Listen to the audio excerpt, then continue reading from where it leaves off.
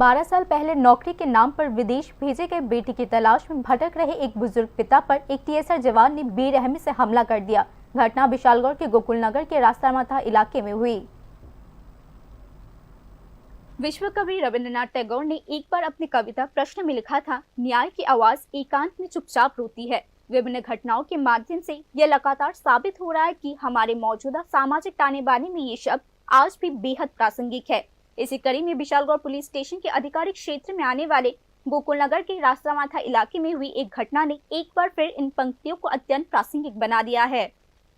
Report के अनुसार आरोप है कि 12 साल पहले उस इलाके में रहने वाले एक टीएसआर जवान विजय दास ने एक स्थानीय निवासी नारायण डबनाथ के बेटे सजल डबनाथ को नौकरी दिलाने के बहाने विदेश भेज दिया था। सालों बाद सजल डबनाथ आखिरकार राज्य लौटा तो कथित तौर पर वह अपने घर नहीं गया बल्कि विजय दास के घर पर ही रुका। इसके अलावा ये भी आरोप है कि सजल को उसके परिवार वालों से मिलने से रोकने के लिए एक सोची समझी साजिश रची गई थी।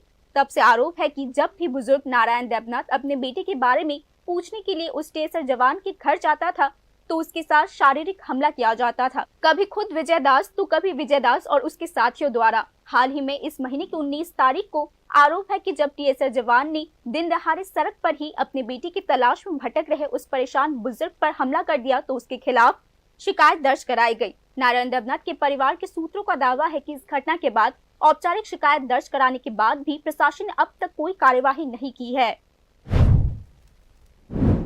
12 বছর আগে আমার ভাই সজল দেবনাথ কইছে বিদেশ যাইব, আমরা কাছে টাকা চাইছে, আমরা কইছি আমরা কাছে এখন টাকা নাই, তখন কইছে বিজয় দাসে পাঠাইব। বিজয় দাসটা লোকটাকে টিএসআর চাকরি করে বিজয় দাস বাড়ি কোন জায়গায়? গুড়ন পারে আমরা পাশের বাড়ি। এরপরে কি হইছে?